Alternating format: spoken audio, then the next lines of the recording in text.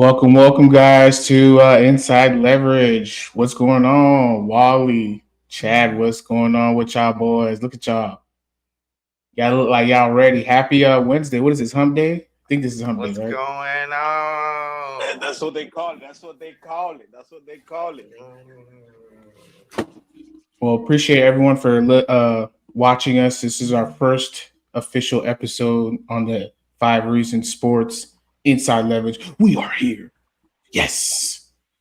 Today's the off day for the training camp, so plenty of news coming in. But before we get to the segments, I want to give you a quick update. We just signed Willie Snead, receiver. I think he's like 31 years old. That Camp buddy. can't buy. Come on, yeah. Wanted to get your guys' thoughts on it. Go ahead, Wally. What do you think about signing him? What does this mean anyway? Look, bro, it's just in practice we haven't seen much from the other guys, and they just if Willie Sneed becomes something, he becomes something. But he's not better than Craycraft. He's definitely not.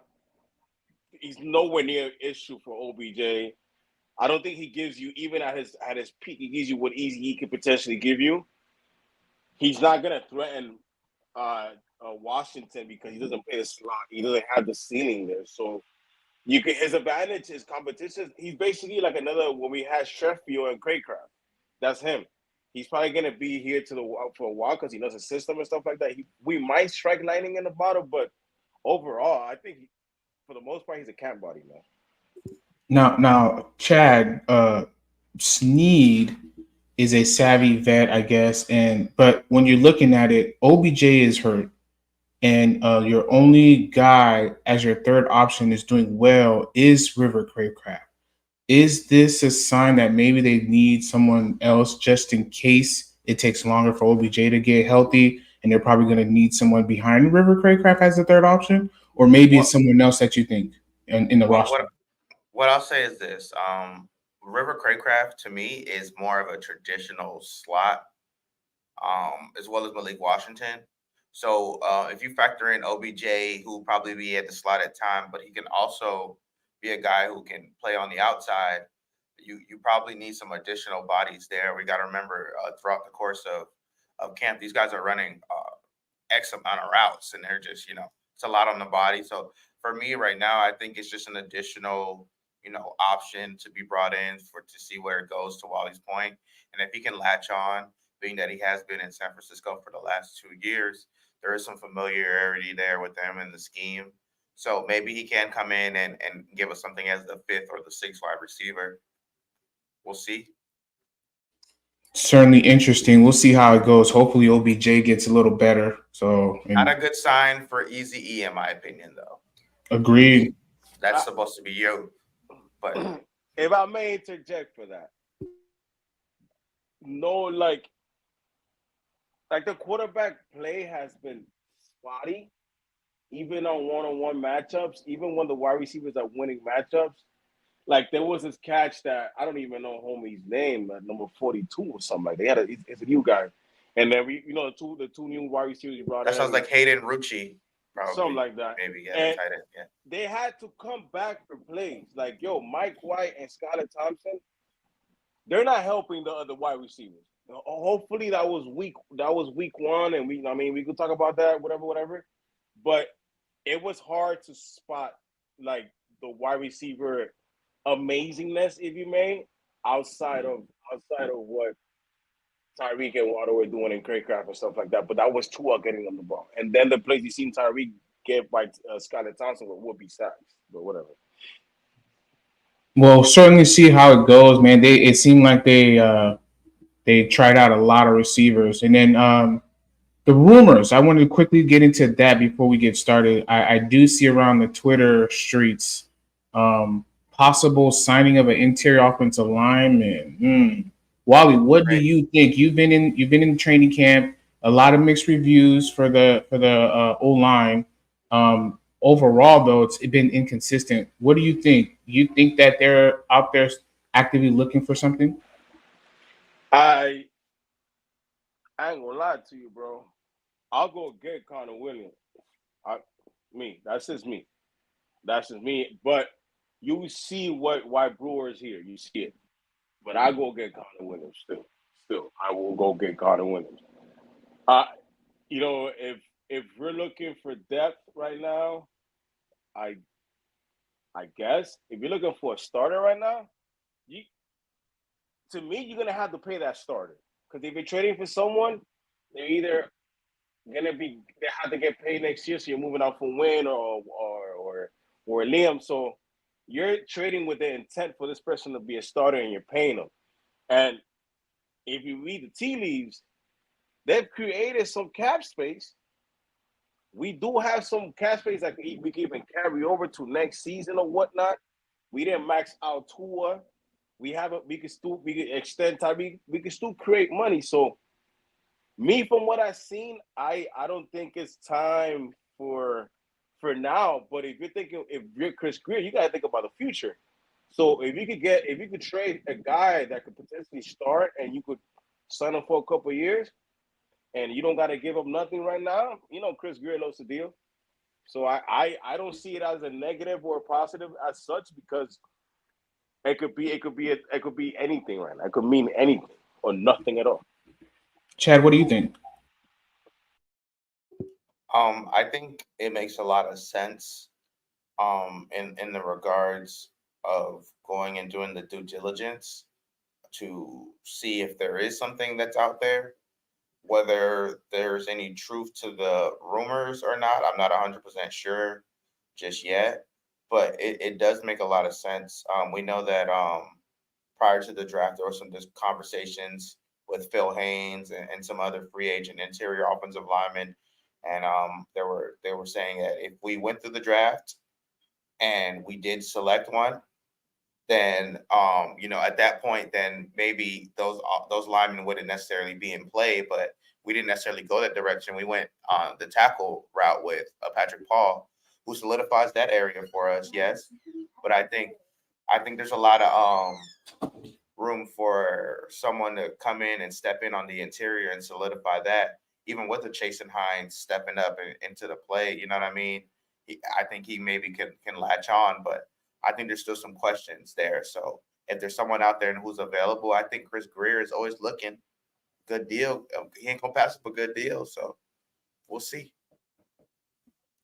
Cer- What did Eric say? Certainly, There's an yeah. interior offensive lineman. Is that Pugh? I think he means Pugh. Justin Pugh. I think he's referring to. Hmm. That would be interesting. So and also you got to keep in note that Wayne is hurt, and there's been a lot of shifting from the old line's perspective, left and right, Right. center. So there's no consistency there. So if it continues that way, where they're still constantly trying to shift guys, and you're not having a consistent set of five, especially the starting five, maybe looking into it sooner than later is probably the smart move.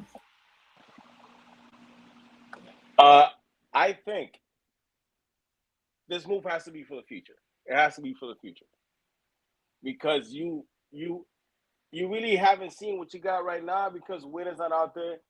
I think Liam he looked good at right guard, bro. He looked good at right guard. Yo, he was ceiling second, getting to a second level. Hey, listen, Liam looked good at right guard.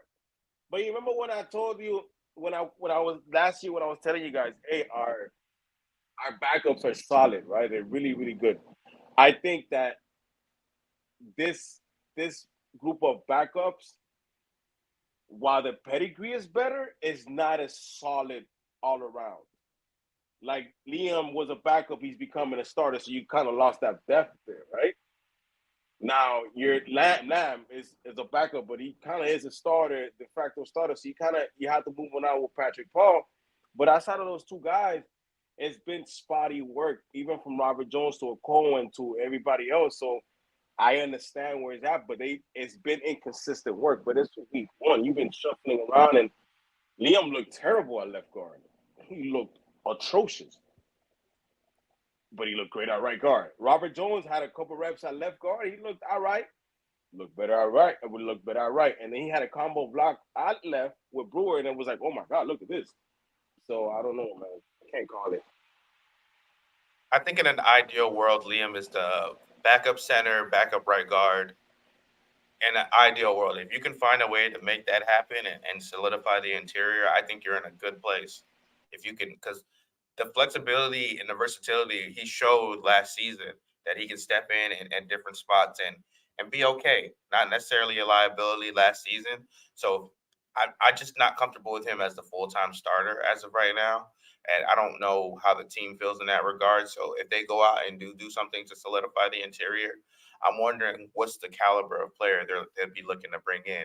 Would it just be a solid vet or starting caliber fringe starter type? So interested to see if there is any movement there. I know a lot of people will be in favor for it for sure. Well, certainly some guys out there, name out there, Daniels from the Steelers. That's a guy I'm very interested in. I actually liked him before he went to the Steelers. Kind of give you that, like you mentioned, Chad, in the back channels, center guard flexibility. So and Pugh, of course, and other guys that might be considered. So we'll see, we'll see. Yeah. So let's get into it. Let's get into our segments real quick. It's time. It's about that time. Training camp is a wave. The wave is done. It seems like we're in a wave two now. They're getting their break. They started on the 23rd. I've seen enough, and this is a segment we wanted to kind of get into based on what we've heard, based on the boots, the Yeezys, the Tims on the ground, going to training camp. In your opinion, Chad, what have you seen that warrants you to say I've seen enough?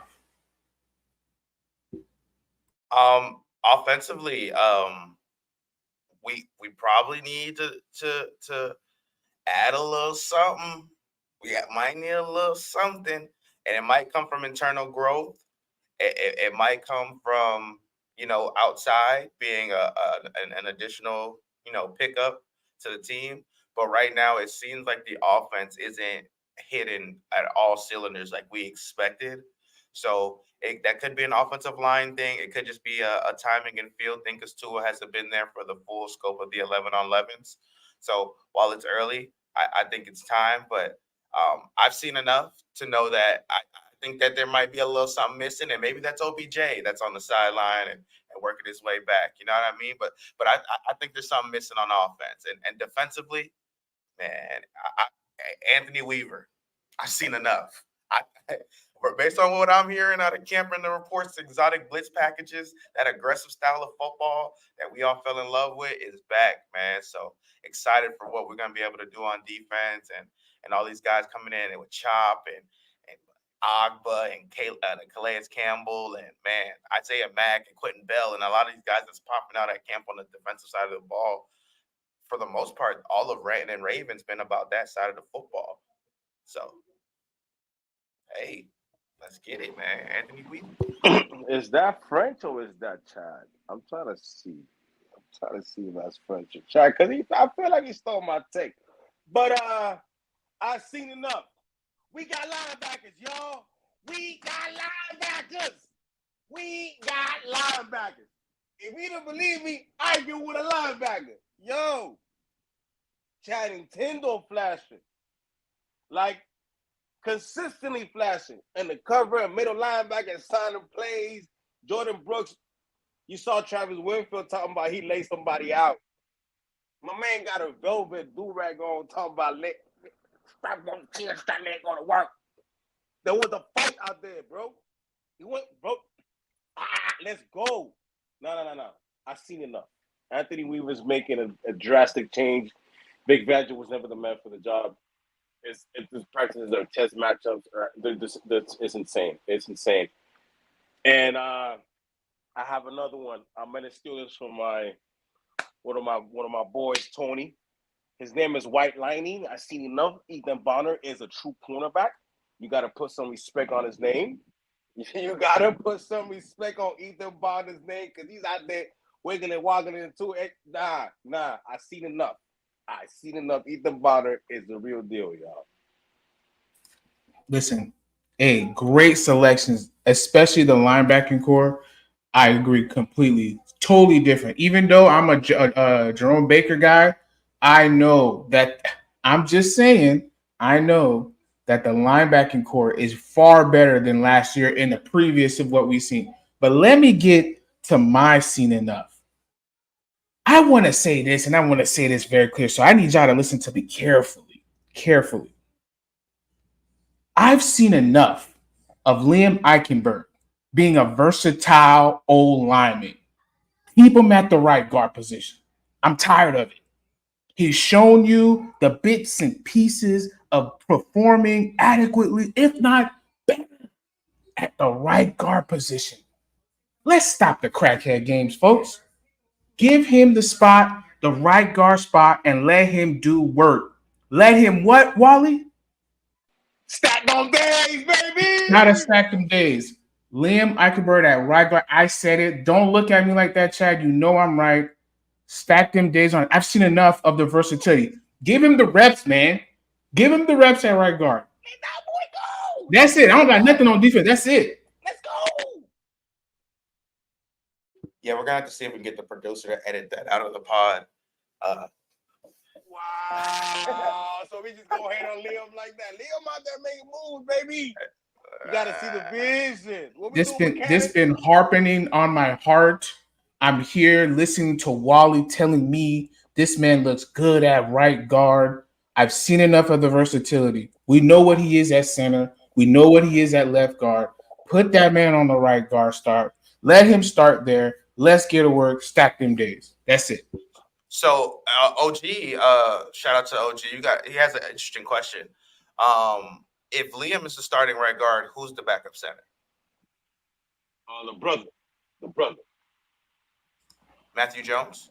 Yeah, I think that the team is willing to put the starting five regardless of backup. They started Liam Eichenberg, even though he was a backup.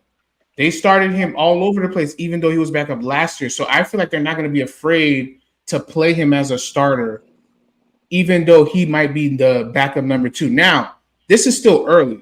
The guys at the young guys or whoever they acquire maybe could possibly come in and be that number two. But I don't think they're afraid to say that, oh, if we start Liam, we got to be pressed to get a center, in my opinion.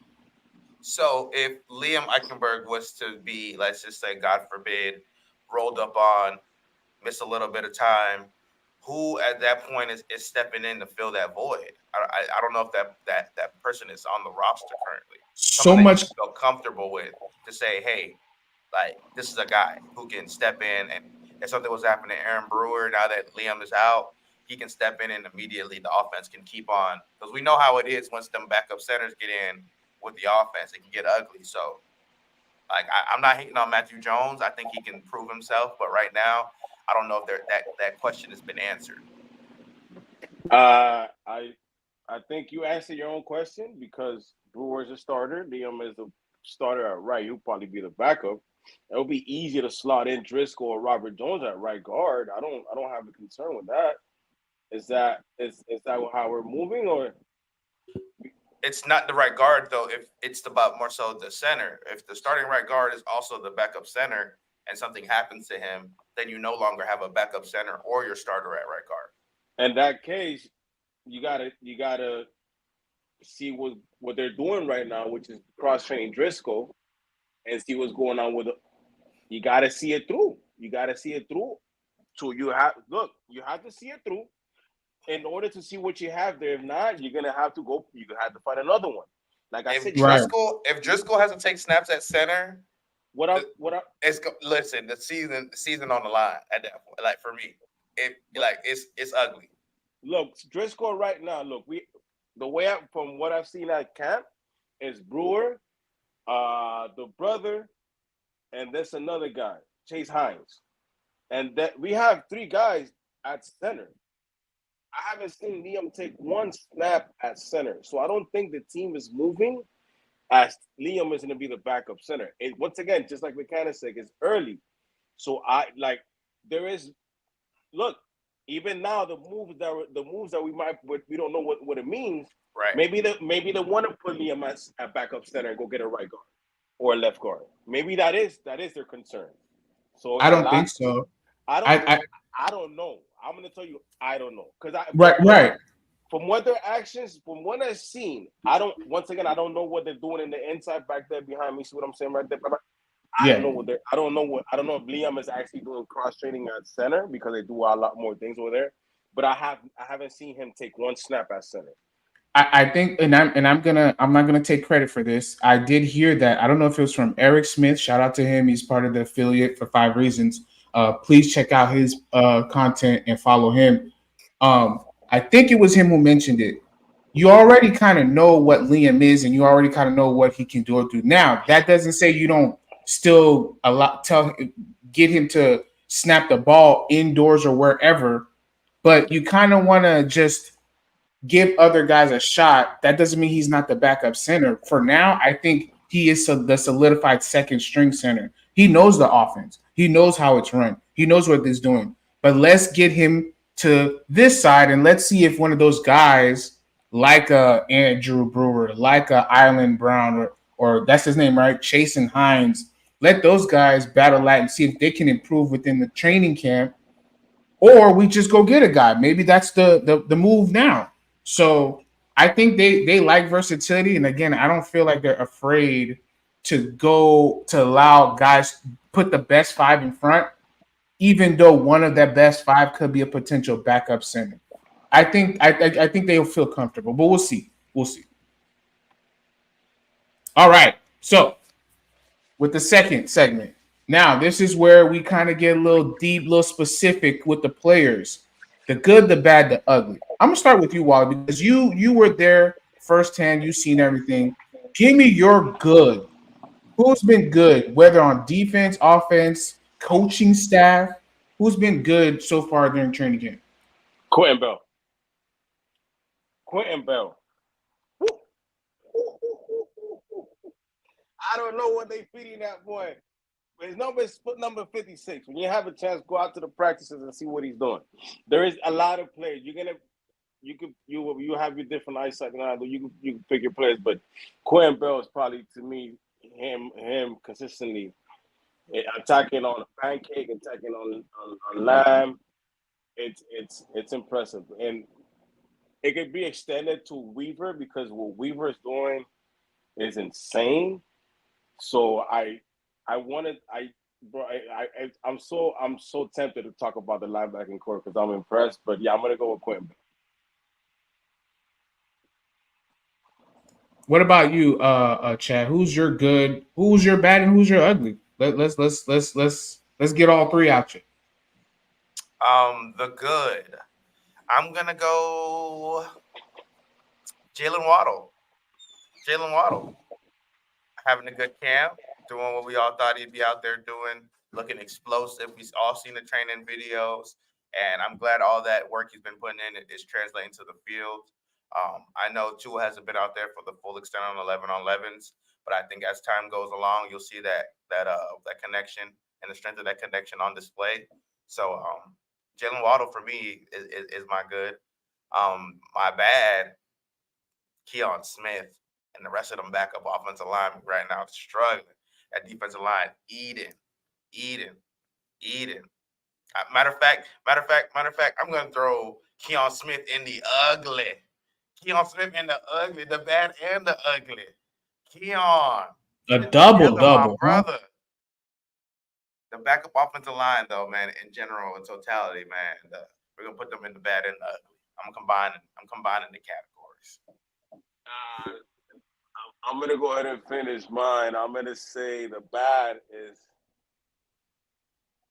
it's gonna be there's no other wide receiver flashes outside of the two and Craycraft. Also, that's gonna be the bad for me. And the ugly is Scarlett Thompson. Scarlett Thompson. Oh, Jesus Christ. Oh man. No. It's been terrible. Like, get this man off my team.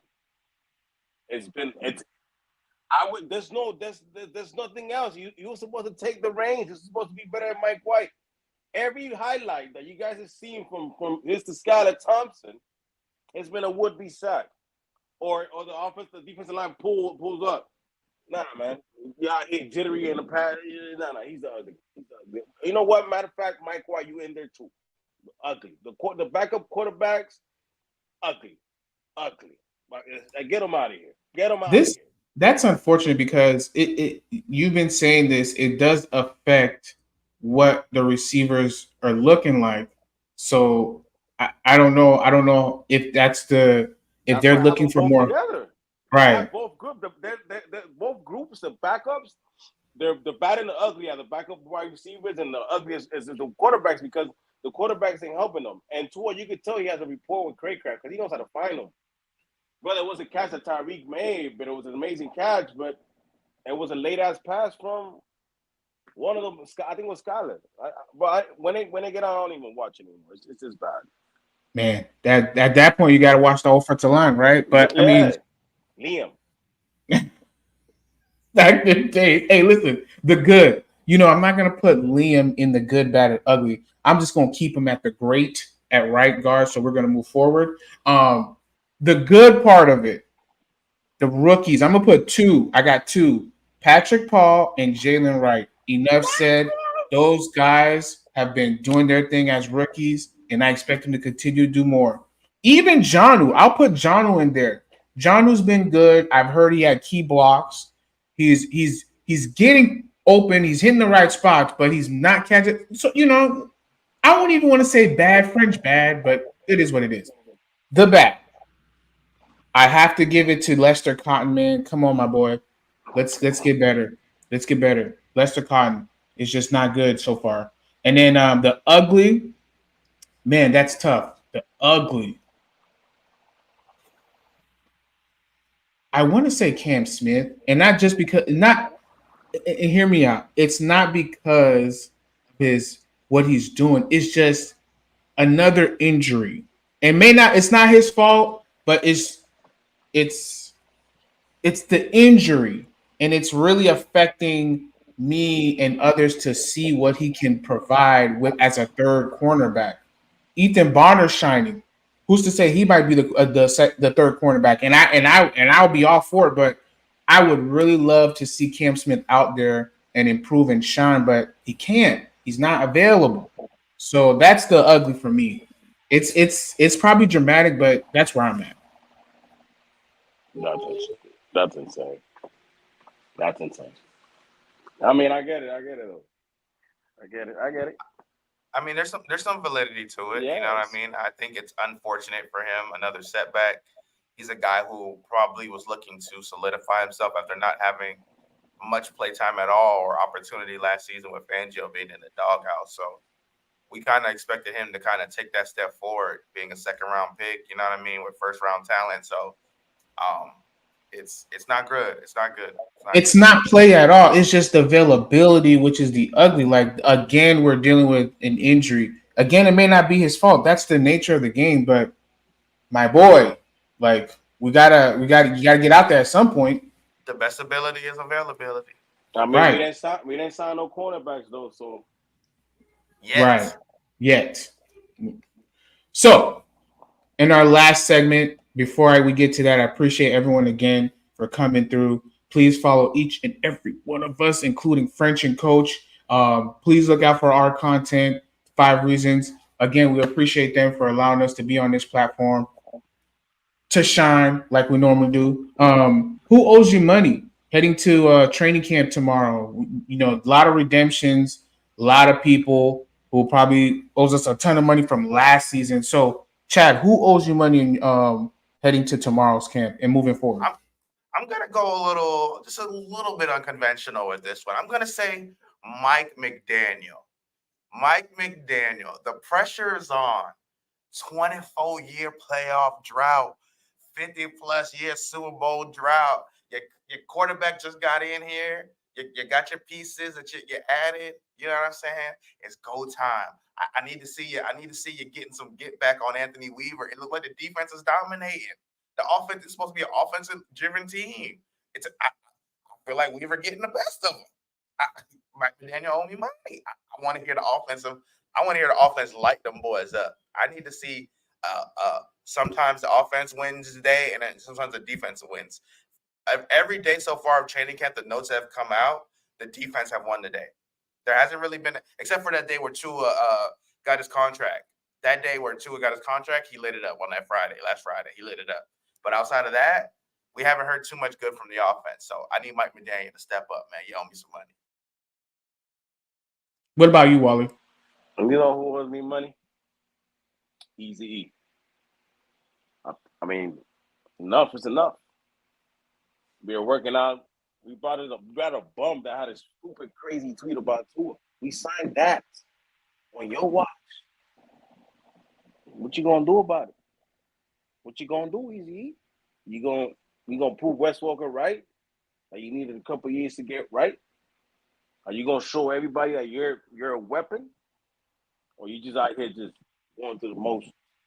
Because I'm tired of putting up for you. I don't got to talk about Tindall no more. Tindall made a team on my watch. Duke Riley in the sideline rapping. And nobody seen him. Ain't no Duke Riley signing. You know why? Because Tindall took his chicken. So you got to pay me for my chicken. You heard? Just saying. Hey, that boy rapping in the sideline is crazy. Hey, listen, let me tell you something. The best is for last. My owes me money is Liam Eichenberg. Let me tell you something right now. You stay on that position's neck. You stay on that right guard position's neck. Don't let up. Show them. Show them, Liam. Guys, thank you again for joining Inside Leverage. We're going to be more active, more on Twitter, doing spaces. We're here every Wednesday giving you more knowledge for your head top, baby. Let's go. Liam season baby. Yeah, the technician without technique. Yeah, let's that's what we doing right now. Hey, listen, man. It's just another Tyler Hero situation, man. Liam Eichenberg, Tyler Hero. It's Jesus. We're caught in the Matrix. The haters are gonna hate, and what we do? They're one and the same. Stack them days. We still stacking them days. You still stacking them days. Hey, Wally, the haters are gonna hate. So what do? Stack them days. Stacking them days. Appreciate y'all. Fins up. Keep stacking them days, player. You know what I'm talking about? Hey, man, for y'all people man. that think that Sleet is better.